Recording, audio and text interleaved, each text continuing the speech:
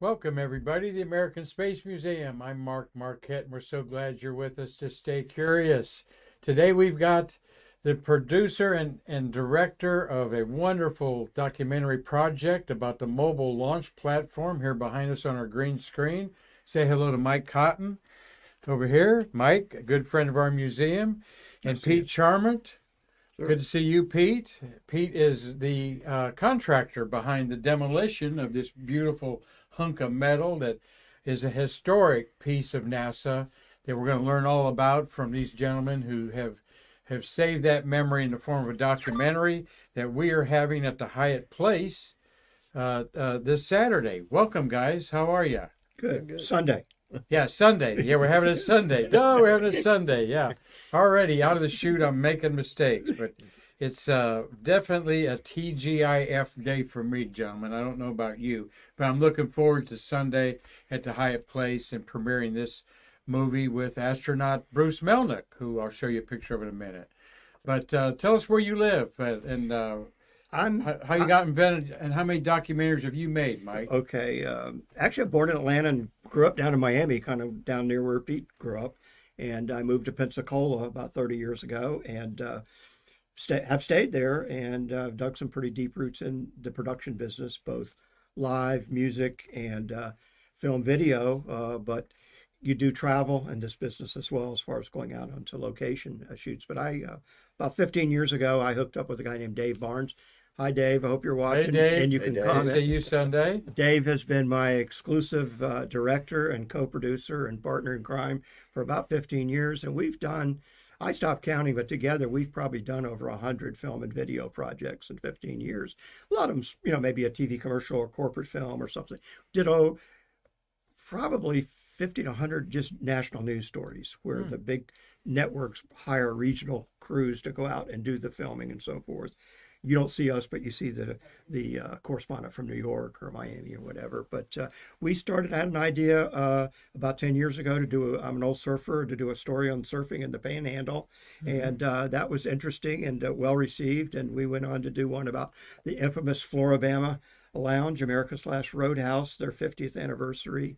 It's right on the Alabama-Florida border. Any Navy or Marine guys got stationed at NAS Pensacola. Holy cow! I have to see that documentary. Yeah. And where can people see your that film literally has never been released. It's owned by the new owners of Floribama, but they do let me show it in a live setting. So we've been trying to get them to let us release it. But we went on to do our third documentary was Back to China Beach, and that's based on interest I had in the Vietnam War and all my buddies that went over there that surfed in the middle of the war. Oh, wow. So that stayed with me for my entire life. So we've put that out. We toured that mostly for vet groups. Then we started working on this project, but we've since released a film, the Joe Gilchrist Story. And Joe is really the main guy behind the Floribama for 40 years. And unfortunately, he passed away not too long after we released the film. And a great supporter of military, the space program, music. He had the largest songwriters festival in the world, Frank Brown, which comes up in November. And we're involved in that as well. But then I actually met Pete. His wife had an idea, and I don't know if Chrissy knew me from Let's the talk surf. to Pete here a second there. We'll get more into your history there. I didn't want you to wound him all up. Yeah, I didn't have to do much prep for this show. I know And that's that, the short but, version. Your China Beach, I saw some clips of it and didn't get through the whole thing, but I wanted to segue to our Vietnam veteran Marty Winkle here, who he was in them Skorsky helicopters for the Marines. Hoorah! Yeah. And I've been to China Beach. Okay, there you go. Thank you for your service. Yeah. And he then worked on the Grumman lunar module and 30 years on the space shuttle engines, and couldn't do this program without Marty. We've done over 640 episodes. And Mike, you understand the technical nightmares of about 40 of them have been smooth out of 600. But today and this week's Going been a live great is a week. challenge always. Yes, it is. And we appreciate everyone on Facebook. We hope you watch us on YouTube because we monetize YouTube. And you're going to see in a moment a thank you to Facebook watchers and followers. And it's something that just we couldn't believe is taken off, like some projects of yours probably. We wanted to reach out to the school kids during the pandemic and give them a tour inside the museum. And Spakes to Geeks caught a hold of us, and we've been on a nice wild ride here in our, here inside of our Hyatt Place studios inside the American Space Museum. The photograph behind you is another great partner we picked up through Stay Curious, Mr. Tom Usiak. Thank you for these beautiful pictures we're going to see. He's in Lancaster, Pennsylvania, and he and his brother are probably they're probably playing the Clash song right now, Should I Stay or Should I Go, for the Artemis launch, okay? I have heard nothing today because I've been out of the loop with my own world of putting together a couple projects. It's all about the including weather Sunday. at this point. Yeah. It's working. No So- leaks. So with that introduction, we want to learn more about Pete Charamut here. Pete, you've got a family business that's been involved in KSC and got you involved in the dismantling of this historic platform. Yes. We've been actively working out at Kennedy Space Center since about 2006, mostly with decommissioning shuttle buildings from Safe 2. We started with the Safe 2 building. We did the Mate facility, which was the apparatus that lifted the shuttle onto the 747. So we did that. We did the VPF building. We did hangar. VPF. Now you're throwing acronyms out. It's like right. NASA there. VPF, Vertical VPF. Processing Okay. Facility. All right. Okay, and it was, we've been working out there for quite a bit. So we've taken down a lot of buildings. We kind of know the way and the lay of the land out there. Now Well- I see your company's name is Frank Lynn. It's a family company. So is that dad and mom? It was my mother got involved with my business back in 1988. She was a retired nurse and just was kind of bored, kicking around, semi-retired, and she got involved with us. And my two children then, I have three now, but back then it was Frank and Lindsay. Okay. And so Frank Lynn is what she liked, and we used a little bit of each of their first names, and that's where Frank Lynn. There's no Mr. Franklin, but there's Okay. I get that all the time. But yeah, that's a family business, yes. And we have employees that have been with us 35 years. Some have been with us 25 years. So we treat our business like a family. Pete, so you've seen the ups and downs of the Space Coast. You grew up here, went to school here as a kid, stuff like that. Speak a little bit about that. What's happening right now in the 21st century in 2020 with these private companies taking over? Yeah. Well, yes. I mean, definitely. Went to first grade here in Melbourne, a little Catholic school called Our Lady of Lourdes. I don't think there was air conditioning in the building, so it's been a long time ago. It was probably Apollo launches back then. I remember watching them as a kid. So yes, I've seen a lot of changes at Kennedy Space Center. We do a lot of work at Patrick Air Force Base. We do a lot of work at Canaveral Air Force Station. So seen changes in all of those facilities. But the general climate of the residents here, I mean, Large expansion to that, yes. I mean, to the natives in this invasion of out-of-towners, sometimes, it's a positive financial thing, but not always are you happy to see another condo go up in your neighborhood. That's what I'm just wondering if there's that kind of attitude around here. I think Brevard County is kind of unique in its own way. I mean, it has this is a large nucleus of what goes on in Brevard County as a space program. Obviously, it brings engineers, people with very educated people, aerospace engineering, all that comes here for what we're doing here all the time, and it supports this whole county. In my mind, that's what I've seen. Huh. Well, so how did you get involved in this project with Mike? I'll let Mike answer that. Okay. Well, the first part of it, anyway. First, you were up at that bar in the Alabama-Georgia border. Yeah, right? we're at the Floribama. Yeah. And if you ever come there, I'll get you the VIP treatment. Okay. It's they call it America's Last Roadhouse, literally on the Gulf. and the state line Yeah. of Alabama and Florida runs through it. One other thing before we get into the story of you all being together here, we want to, there's the base to space logo there that we have there. Let's put that, I'll go back to the logo there that you all put together. We do have tickets available. They're $25. If you go to our Facebook page, it's pinned at the top. Knock that QR code off there. It'll take you to it. $30 Sunday at the door. And Mike, you are going to do what with the admission money?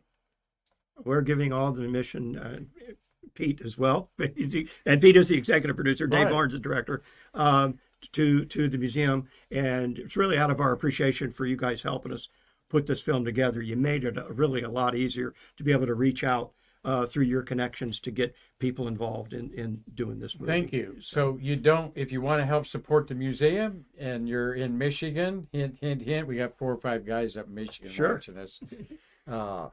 Even though I'm a Buckeye fan, I'll take their money and you can contribute to the Base for Space project. And though you're not here, you've helped our museum immensely. So we do appreciate that. Appreciate you guys doing that. And by the way, for the people that show up, I brought raffle tickets. We'll have a lot of goodies to give away. Goodies. We've got a little swag bag for you out there also to give you. And so we're going to have a good time because we're going to have this good time astronaut with us. Bruce Melnick is always a good, fun guy.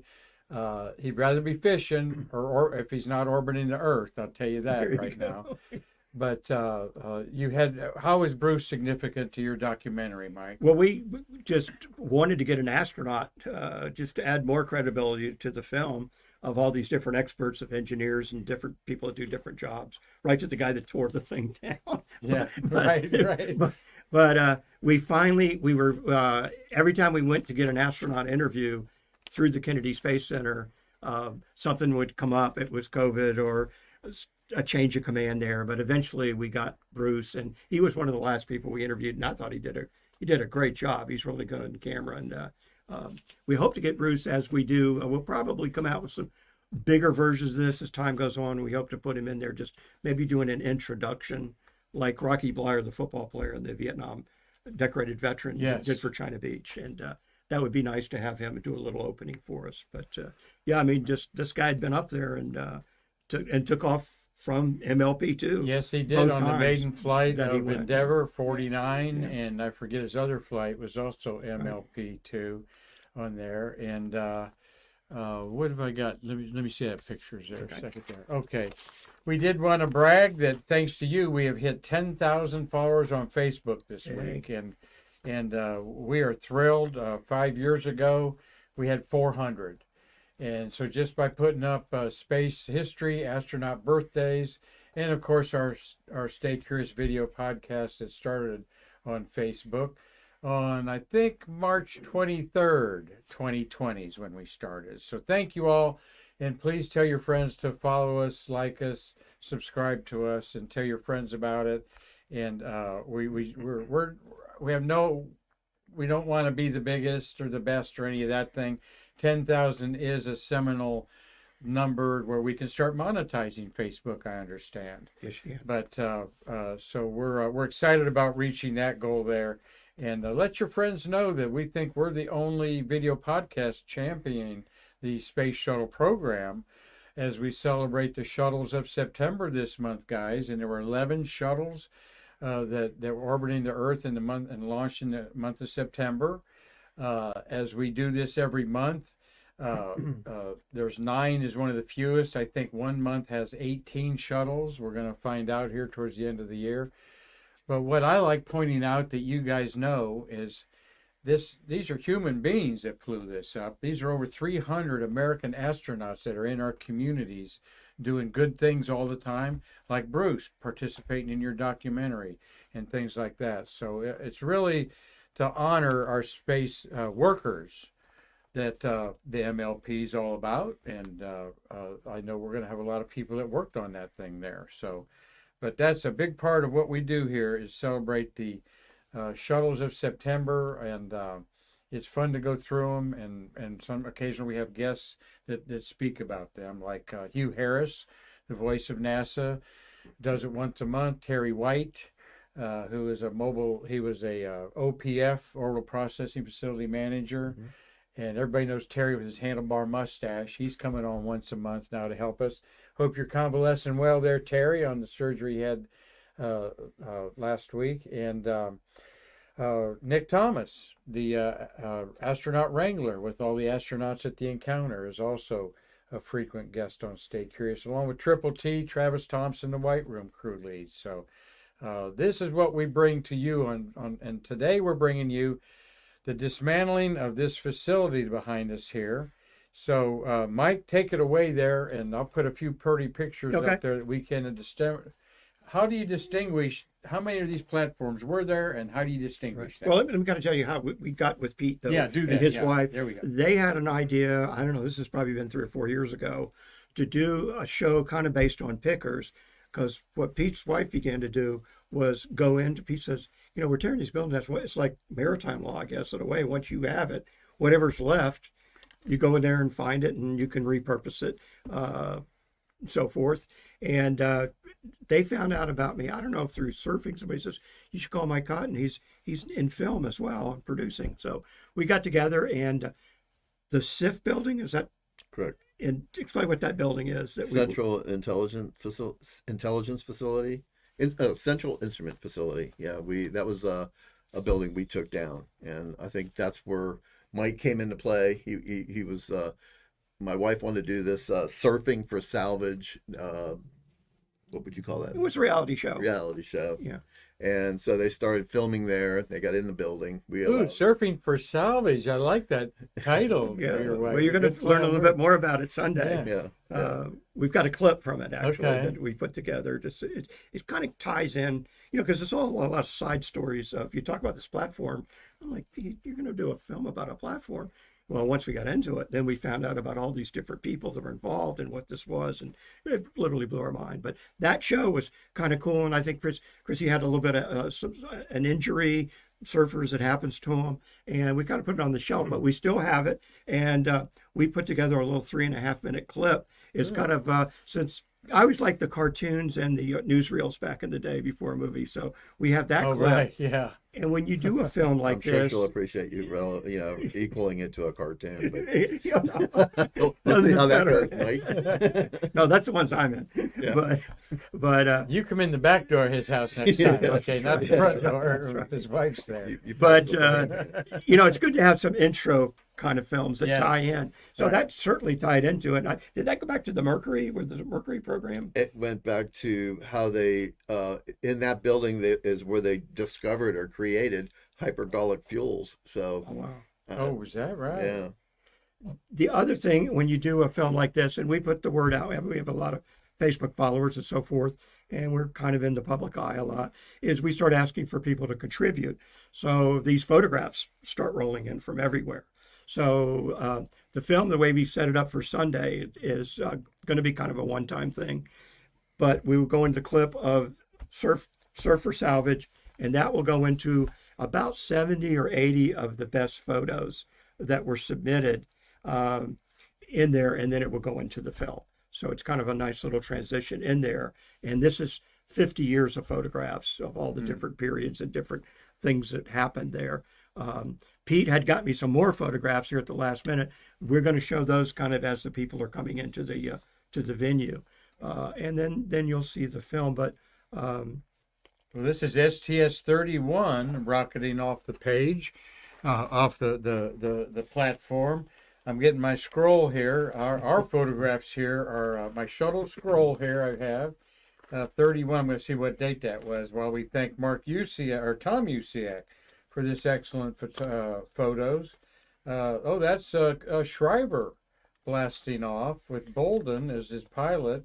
STS-31, April 1990. That's Discovery taking the Hubble telescope. So the Hubble telescope was launched off this platform. Wow.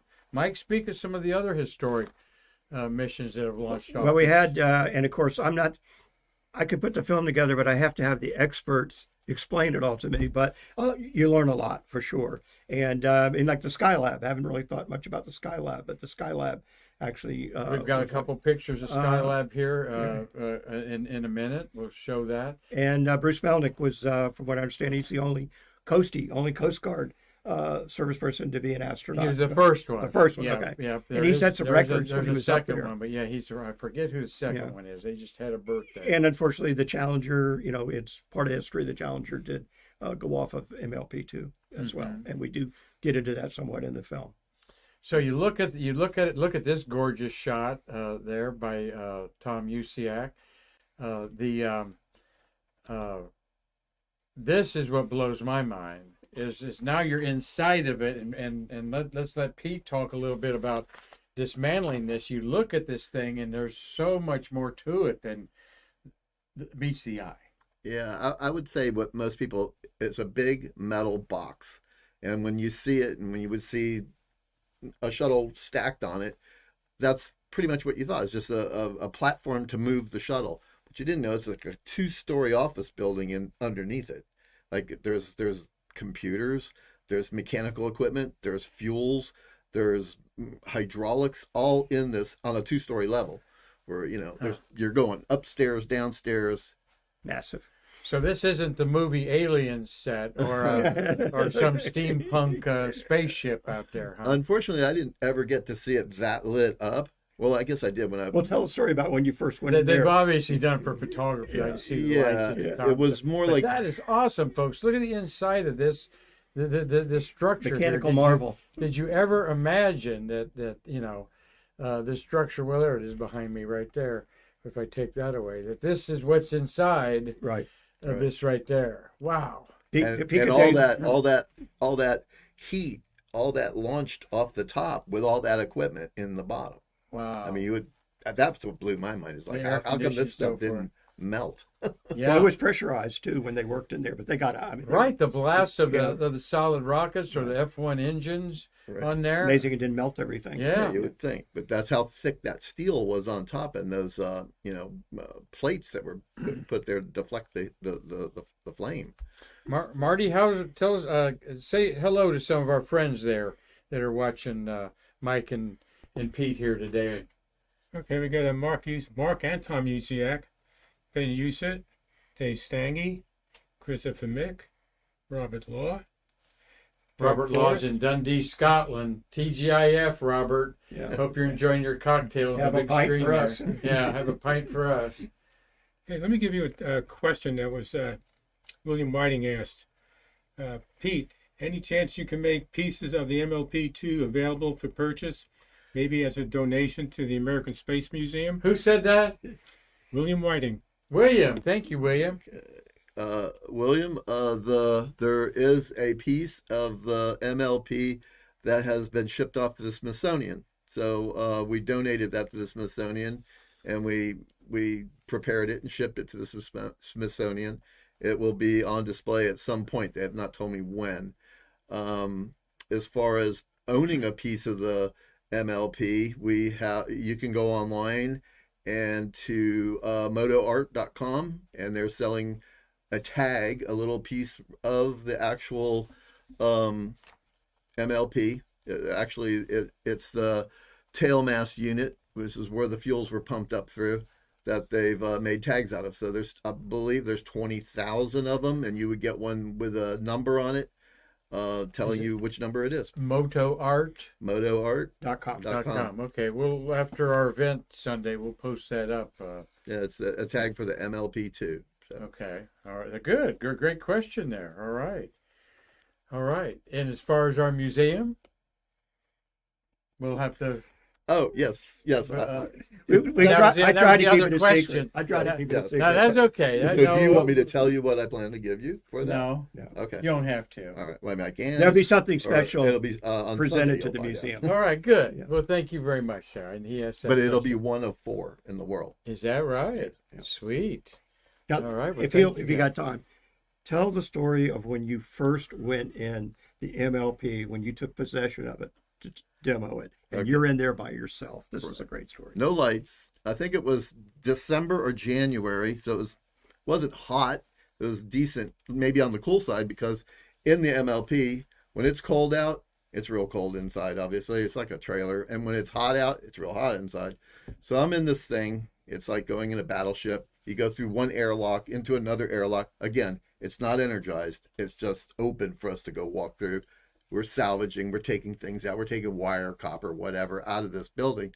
I walk through. My guys are working over here down in the bottom. I have another crew working up on top. I start walking past, going down a hallway, then another hallway, them over by the bathroom. Pretty soon, I'm lost. I'm lost. And I go, okay, I'm lost. The only form of flashlight I have is my cell phone. So I'm like holding my cell phone, trying to figure out how to get back out. And if you've ever been lost, like on a trail, and you think you're going to see something that you remember to get you back out, that had all gone blank. And almost that moment of panic set in, like, I'm stuck in here. So I take my phone, call. Well, guess what? You can't make a call in a steel box. It doesn't happen. So no communications. I'm stuck in here with no communications. I can hear my guys banging and hitting on this building. After a minute, I calmed down and walked a similar path, and I saw a light, followed the light, and I got out. But I'm going to tell you, it was a pretty scary moment. I figured they'd find me the next day in this thing. So laying there all dehydrated Yeah, and like, please going down with give me the ship. some water." yeah. Well, the benefit of the thing is every day when you're working either on a pad or on something like this, you have your emergency card, your safety card, and you put it on in a card holder. So at the end of the day, the superintendent should go check that. And Right. if there's a card still there, that means somebody didn't come back or Yeah. didn't come out. Huh. And if you've worked on pads, that Oh, absolutely. That's one of the famous stories about the Apollo 1 fire, was they knew who was in there by the Right. workers, by the... We could last 2 or 3 hours at the most in there filming, even with our spotlights for filming. But it's just a weird feeling when you're inside of something like that. I can't wait to see those pictures inside. Marty? Other people have gotten lost inside the MLP. You're not the only one. And they've gotten lost with the lights on. Yeah, right. Marty, you've been in it, too. Explain that experience to our Stay Curious watchers. It just reminded me of walking below deck in an aircraft carrier.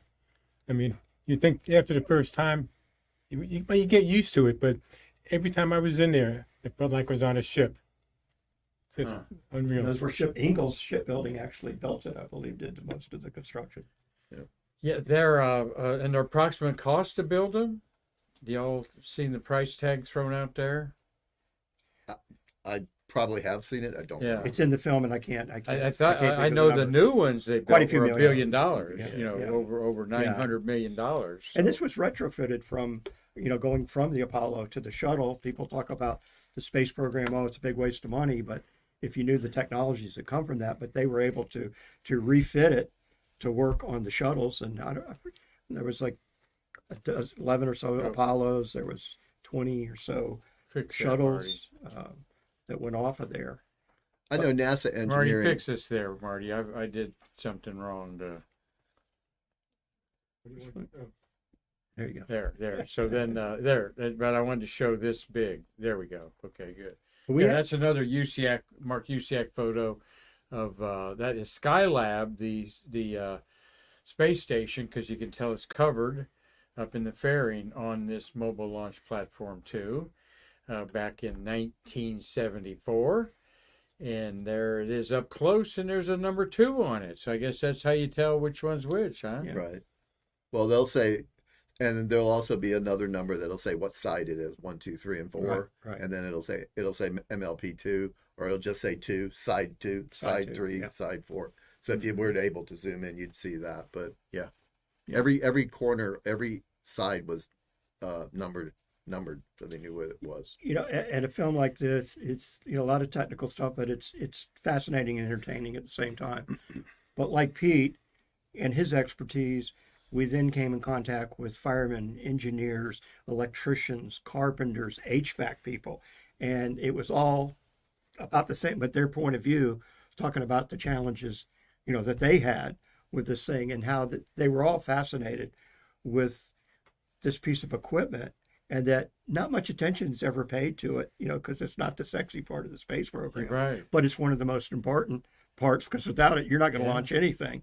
But and then I think the bottom line on a lot of these people, it's I always ask when I'm interviewing, so what is the thing kind of in your heart, sentimental of being attached to this. What does this mean to you? And almost all of them said, I wish this was not the one that we had to take apart. And I think Challenger had to do something with it. So there's a lot of feeling that this was somewhat sacred ground. But, as everybody says, life goes on. It's going to be done.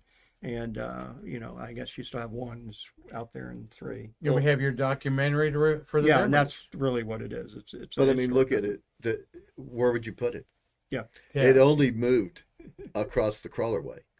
Yeah. I mean, it's not like you're going to take it across the road. It would Yeah. sink through the road. So, I mean, there's nowhere to put it. There's no parking spot, right? Yeah, you'd have to Exactly. park it If somewhere.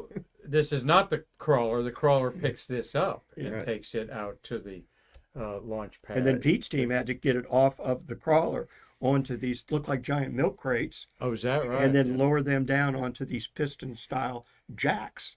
And that was it was a fellow from an international company. Mammoth. Yeah, That's all they do is lift and Not- place things. 9 million pounds. Yeah. We're enjoying a great conversation here with Mike Cotton, documentary maker of the Base to Space, and Pete Charamut, who's the executive producer of this project. Pete, when you contract for something like this, I mean, you're experienced at it, and we know some people out there, probably contractors, but a lot of unknowns to figure into your the bill that you're going to project that you're going to send these KSC to do this, right? That's So, correct. how'd that work out for you? I mean, Well, we lean on without getting personal about your finances, though, I'm not probing that way. I'm just sort of like this is methodology. this is your outside the box that not many people in your business might take on because of all the unknowns. First time. So kudos for you to do that. Well, one thing we know this, NASA engineering says this thing weighed 9 million pounds. So first and foremost, you got 9 million pounds of steel, okay, that you're going to be able to do something with, okay? And we came real close to that. I mean, I think we just went a little bit over 9 million. So they're, the way they calculated it when they built it, pounds, plates, steel, however they came up with that, it was real close to what it really was. Taking it apart, yeah, it was difficult.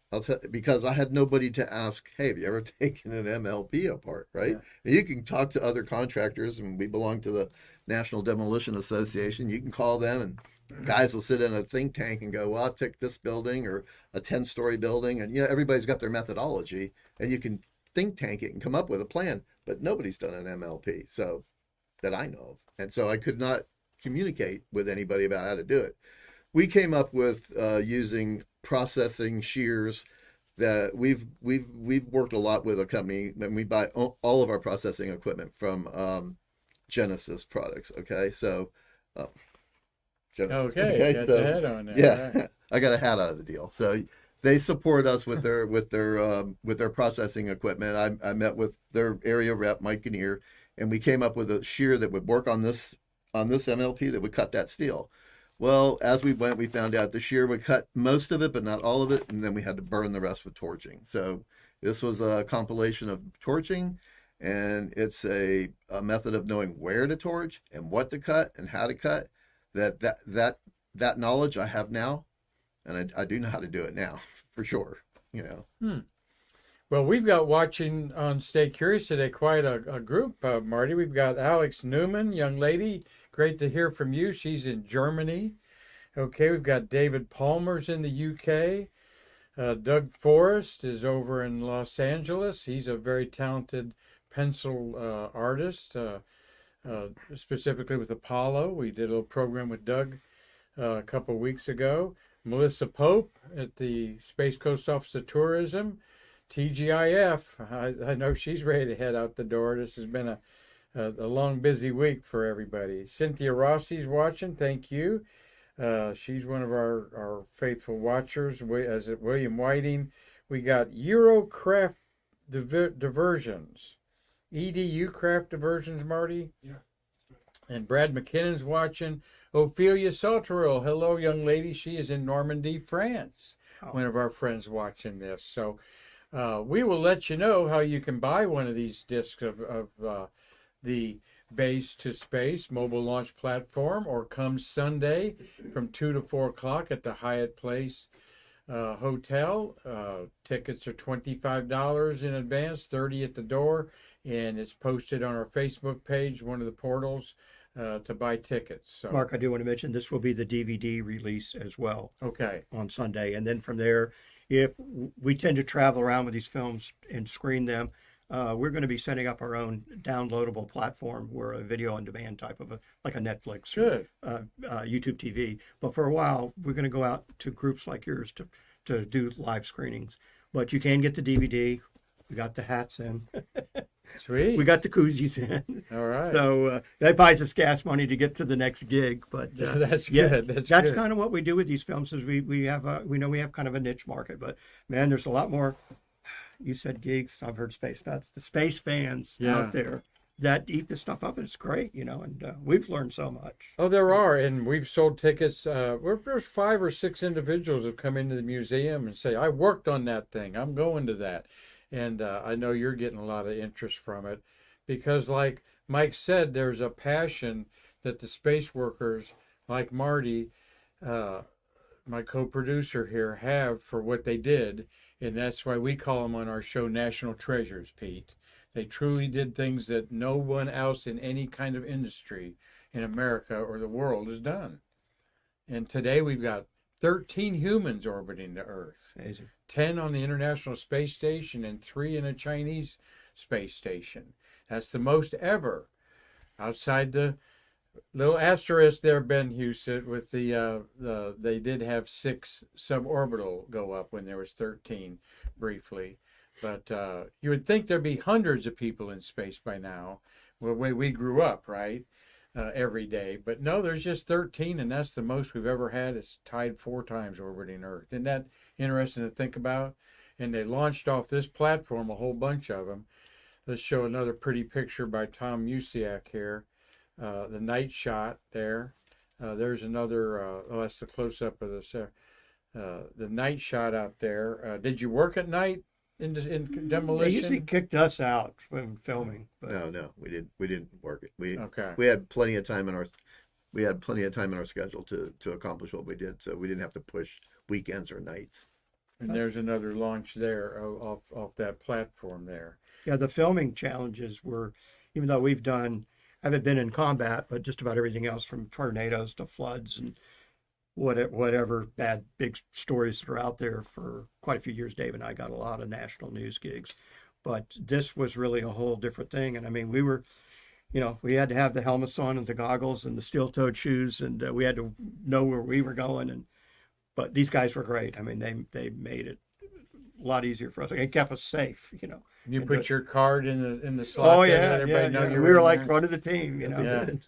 Yeah, after a while, they were like, they were just. We're kind of like to joke around with some of the guys too, and they just said, "Hey, this is kind of cool that it's going to be an actual film about it." So, and the films, these types of films for us, we had talked about the China Beach film, and Marty had been there, and that's over 3 years now. We have the 3rd edition of that film, and he'll probably be asked to be in the next one. We'll add him in, but just like with this, you're talking about April for your next big event. Yes. Is that- Shuttle Fest 2. Yeah, that may be a good time to premiere the Base to Space 2.0, where we can add in a few more people. Because it's one thing when you have to take all this data and make a movie instead of a 100-hour movie. You got to keep it like an hour or so. But so many people come to you and go, "Boy, I wish I'd have known about this, and I did this and that." So I have a whole file. It's nothing but potential people for the future, for future edits or versions of the film. This is historical documentary, okay? Yes. And Just real people doing the real thing. exactly. So what do you do with the cutting cutting room floor stuff? Well, Because you don't want to throw that away because it's got history in it. right. We all of this data goes into big hard drives, 2 terabyte, 4 terabyte hard drives. So it's there. And the nature of these types of films, we know somewhere down the road we may need that, or we may actually need it in another, like if Pete did another, like a series of these about something else, just like we're showing the thing on the SIF building. It kind of sets up this film in a way, and it tells what his life is like somewhat and what he does. And you're working around the government, and that's always a challenge. Mm-hmm. And One of our big challenges here was working through COVID. Okay, so Yeah, we- I did want. I keep making a note. Put You us guys over year did this behind. during the pandemic, Yeah. and was that kind of may have played into your hand because there weren't many people. Well, we had to out shut there. down locations, not just for this project. We probably had over 100 shoots during the year and a half there. Many here, we had to cancel them or reschedule them. The same with 2 or 3 times we were scheduled to shoot astronauts and B-roll at the Kennedy Space Center. Sorry, shut down. Well, we'll wear a mask. No, because nobody's going to come. we had other projects out at Kenny. We just demoed headquarters building. So that was like 450,000 square foot building. Mm-hmm. It got shut down. It went to non-essential. So, I mean, it was shut down, and Yeah. MLP kept rolling. I mean, once you start demoing something, it's kind of hard to make it non-essential and shut it down. I mean, you can't leave it compromised. So we kept rolling with MLP, and it was a good crew. We were a subcontractor on that job to a prime contractor was Advon Construction. So we worked for them, and we had a really good team. Management, project management, supervision, safety. How many people involved in this? Our crew, 12 to 14 operators and truck drivers, and then project management, me, supervision, and then you have the whole NASA safety, environmental, and then maybe 25, 30 people. And Pete, Marty, put Pete's name up there. Pete, what? Thank you, sir. What? How long did it take? I believe we were in and out of there in 8 months. Yeah. Yeah. From You're and smiling because the contract said 6 or 12. no, That's the way you're contract smiling. was actually longer. The contract could have went Like a another year. Yeah. But primary contractor doesn't want to sit around there for several months managing me. So they want to get out of there. Our constraints would have been COVID, and some of the ways we had to deal with meetings and masking and COVID protocol. But yeah, it went as far as the job schedule goes, we were ahead of schedule. As far as like I said, a contractor wants to get done as soon as they can. The more in construction, the quicker you go, the more you make, right? Yeah. So Each time we came back, it was smaller and smaller. Yeah. And smaller. I mean, It that's was all just it a was. pile of dirt. we But- just kept closing it down till it was gone. Let me mention about content because that's very important. When you're dealing with historical subjects, which most of ours are, we go back not too far and it wasn't digital. It was videotape. It was analog. It was movie film. Well, I fell in by accident helping some family members transfer film to videotape. Today, I have a nice little business of digitizing all types of formats, but mostly videotape, PCR tape, VHS, and film. So when we were stuck in the house and in the studios, it gave us a chance to kind of catch up on editing and also digitizing a lot of this that we may or may not use, but then we can put it in these files and we save it because once you do that, the deterioration stops. And sometimes we can actually enhance it a little bit, but we have a lot of sad stories of people, it's been in the attic 50 years and that, it's kind of, faded out or whatever, but that's what we do we digitize everything constantly. So. Good. Yeah. Well, yeah, that's everybody needs to do that because this stuff's not going to last in your attic very long, particularly VHS tapes and 8 tapes is millimeter metallic, and rust, film fades. there's and we live in this digital world. One little big solar flare could just wipe it all out anyway if it hits at the right spot. But we had a good ride. Yeah, we've had a good ride. Well, I don't know about you all, but we've had a good ride enjoying this conversation with Mike Cotton and Pete Charamut. Quite fascinating to think about this structure, all it did, and it's gone. David Mailer, thank you for watching. Chalet Zan. Hello, Hazel Banks. Glad that you're here today. And Janelle Renee Williams and Steve Hammer. And recognize any of them names? Any family members jump on there? But I know one question that you probably all want to ask. Go ahead, Marty. Marty's got a question. I know Mark Usiak has a question. Hey, Mark. Were there any steel plates? I guess it's going to Pete. Were there any steel plates inside that that had astronaut signatures that flew off it? Which don't understand that. No, But- nothing with astronaut I would signatures. think so. there was one bathroom with 2 urinals in it, and that was it. I mean, as far as anything that would have been out of the ordinary. I know one question we'd all probably like to ask Pete here is, when's the next time you're going to blow up a building that we can watch? Okay. Everybody asks that question. Most people think demolition happens either with a headache ball swinging off of a crane or explosives. I can't even think of the last time explosives were even allowed anywhere on the Eastern Test Range. So, Right, good point. there's a lot of reasons for that. I mean, there's a lot of fuels and A lot whatnot. of good reasons for Yeah, that. I mean, sure, we would have liked to have blown some things. Even this might have been a good one. But the last implosion that we did was the Daytona Speedway, the backstretch. We blew the skyboxes off the backstretch, and we subbed the explosive work to a company called CDI, Controlled Demolition. They came and did that for us. I thought people might ask you that once in a while at a cocktail party. Yeah, all the time. Or a sports bar or something there. Like, good.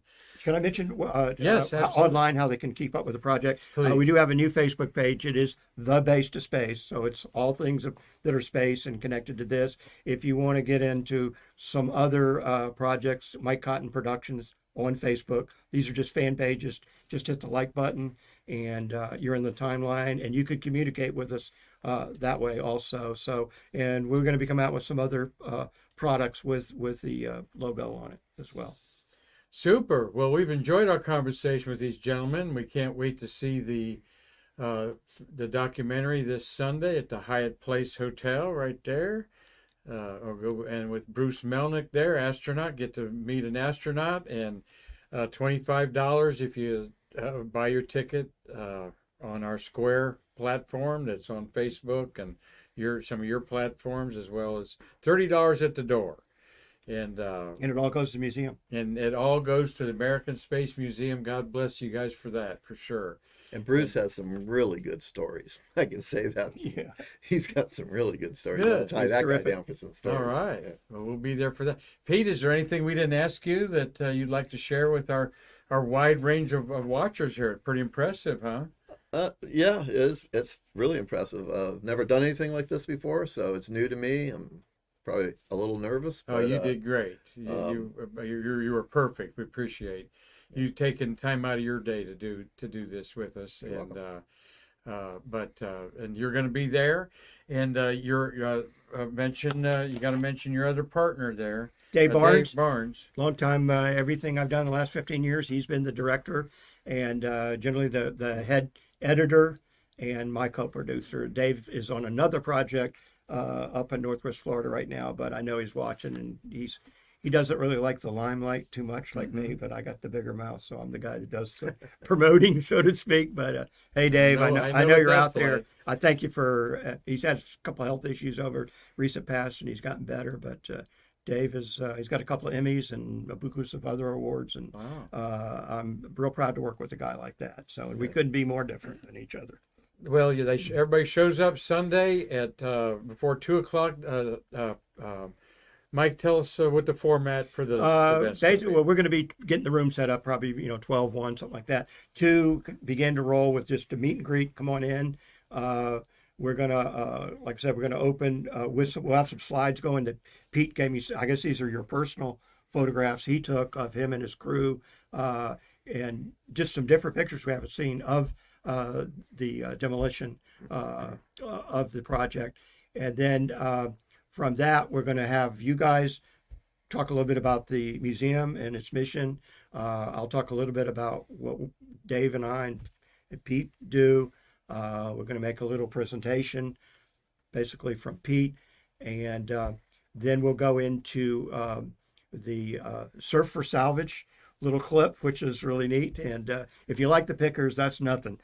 Nothing better than a couple good-looking gals picking NASA buildings for souvenirs. All right. And then we're going to have a great slideshow. This was taken from hundreds and hundreds of photographs that were submitted. And then there's about 80 of those. Then we'll go into the film. And then we're going to stick around. They got a lounge there and a little bit of food. So we'll do a little after party. And we'll try to get in a little Q&A when it's over if people want to stick around. Sounds great. Astronaut Bruce Melnick will be there. Bruce Melnick has only one request, gentlemen. There better be a TV on the Miami Buffalo football game. We know the Dolphins, I think, right? We're kind Okay. of from that hood. Yes, well, he's a big Dolphins fan. They're finally looking good. And finally. so, Bruce, we will have a TV there to shoot. We'll keep you updated on there. But, Yeah. And Hazel Banks, thank you, Hazel, for supporting our museum.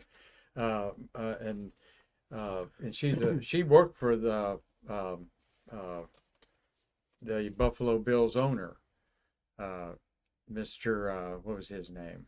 That escapes me back in the day. Ralph Wilson was the owner of the Buffalo Bills, and he and the Kansas City Chief owner started the Super Bowl.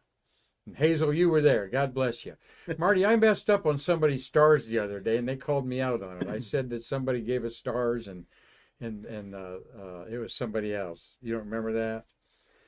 I do, but I don't remember if you called the wrong name. I called the wrong name. But anyway, we appreciate you supporting our museum in any way. Just watching Stay Curious on a regular basis is a big outreach for our museum. Like I said, we feel like we do some things that nobody else does, like promote this documentary and have great friends like Mike and Pete here that'll go out and tell great things about our museum. We are what we are. We'll never be the biggest or considered maybe the best, but we do celebrate the birth of the American space program right here in this delivery room, Brevard County. And we're proud of that. Guys, anything else to say? Yeah, just look forward to seeing everybody on Sunday. It'll be great. And if you don't make that, get in touch with us after that. If you want to book the film for a live screening, you want to get any of the products that we have, it'll be great. Okay. Well, on behalf of our nonprofit museum here and our whole wonderful staff, I'm Mark Marquette saying I can't wait to see you Sunday to bridge the space between us.